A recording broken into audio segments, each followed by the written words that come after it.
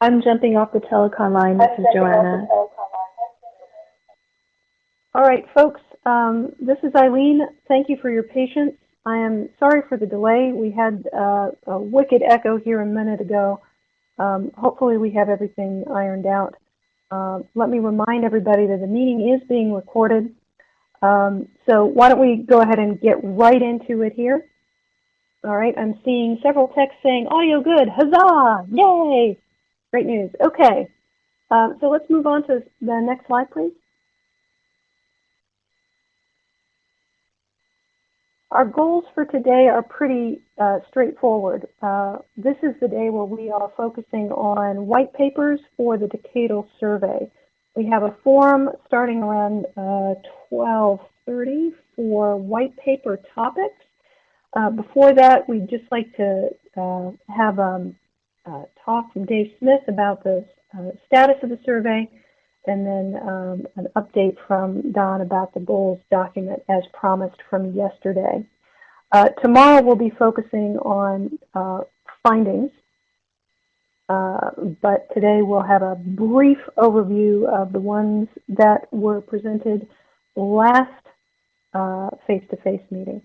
The next slide, please. There's the agenda. Behold it in all its glory. There are going to be lightning talks starting at 12:30. These are meant to be no longer than about a minute. There will be 2 minutes altogether, so there's enough time for maybe one quick question and switching over to the next person. Next slide, please.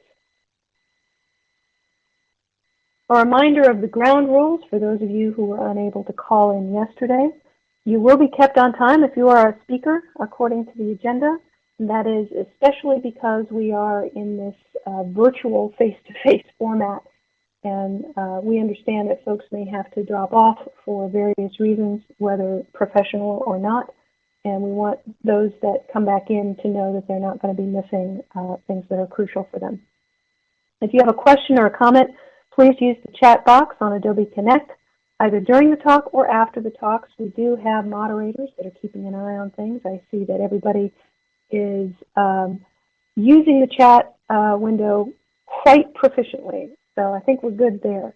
If you have feedback or questions after this meeting, there's an email there, and those emails will be, every single one will be gone through. We just ask that you're specific in your subject line so that folks who are looking at those emails know where to direct it. If there is a severe disruption, please check the MEPAG website. If everything goes down and you don't have the chat window anymore, check the website and we will post information there.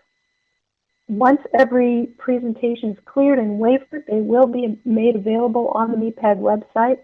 Our date for this is nominally April 30th. So please don't take pictures of slides because you might be getting a picture of something that is not really, that's not going to be up to date. Next slide, please.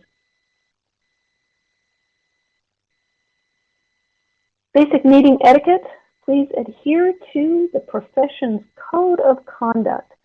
We're asking everybody, because you're adults, to behave according to professional standards, both the standards of our profession and your employer's policies on appropriate workplace behavior.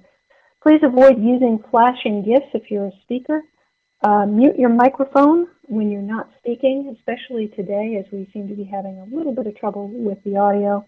And do respect your fellow speakers and your fellow attendees. Please try to keep on time. That shows respect to both the people listening to you and the people who are coming after you. If there's an issue you need to report, send a private chat to the meeting host. Next slide, please. So what's coming up after our first couple talks is a white paper forum.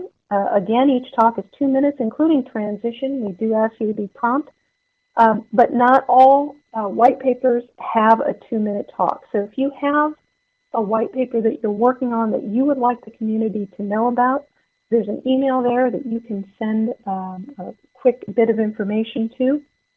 We'll post that after the meeting. My recollection is that Brandy would like to see a title, point of contact, an email address, potentially a cell phone number so that she can text you if needed. If there's anything else that Brandy needs, Brandy, is there anything else that you would need from someone? No, that should be fine in order to get things posted and to get in touch with them if I need to. All right, thank you, ma'am. Also, just reminding everybody of the Google Docs form. This is, again, a more interactive form. It allows individuals to state how they're interested in a paper, what they might be able to contribute, and so on. It also points to the more omnibus Lunar Planetary Institute, the LPI site. So the Google Docs spreadsheet address is there, and again, just a reminder that these slides will be posted. We do have MEPAG sponsored or encouraged white papers that various members of the steering committee are working on. We plan to author white papers covering the MEPAG goals update. Poor Don is on the hook for that. And then any papers that address consensus findings of the community. Just as an example, you remember at the last MEPAG meeting, we talked rather at length about should there be a New Frontiers candidate mission list, and if so, and if not, and so on and so forth. And so we'll be putting out a white paper that states the community consensus on that. There are other crucial topics that we're going to be addressing. There's a list there. One of the reasons we want to do this is as a service to the community so that the community will be able to reference those white papers. And we will keep the community informed as those are being crafted. Next slide, please. So the backup slides here, I just have a couple of minutes, and so if you'll go to the next slide. Just as a teaser, just to remind everybody of the findings from MEPAG 37 back in July.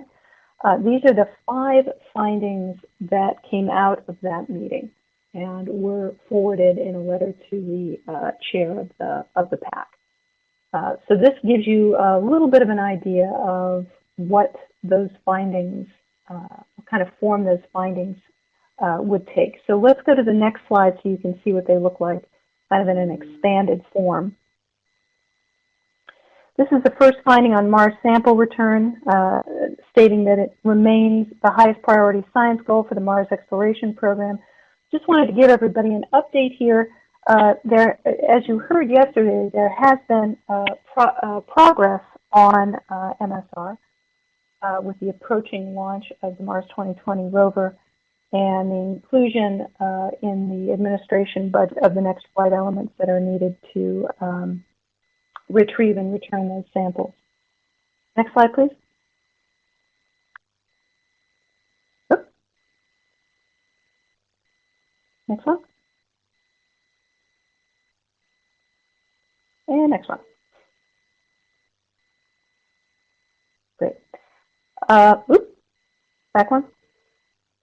Sorry about that, Barbara. I'm not sure what the problem is with those slides, but great. That's perfect.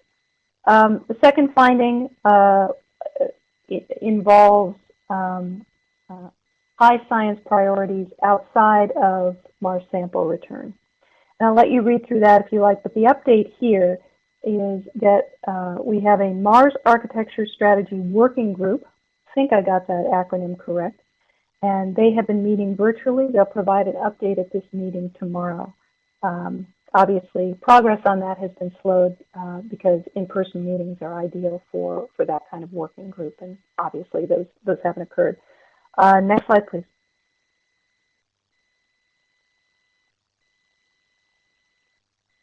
This is a finding that addresses the communication infrastructure, basically the relay system that we currently have at Mars. Now, the update here is that, as we heard yesterday, the budget includes shutting down one of the working relay orbiters, which also is producing excellent science, and that's Odyssey. And that increases rather than decreases concern about the robustness of the communication infrastructure there. We heard about Ice Mapper that might provides some capabilities for relay communications, especially following the departure of the Earth return orbiter, but it doesn't respond to the need for a systematic approach. Next slide, please.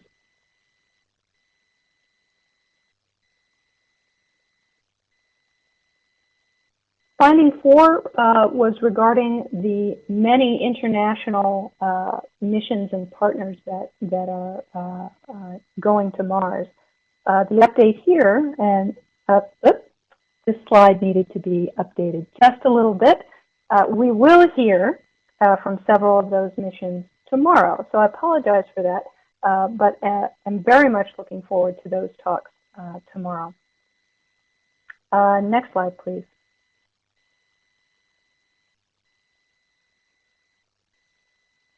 And then finally, this is a finding that we had on extended missions, and concern here that the ratings from the senior review process do not necessarily reflect the budget that we were seeing.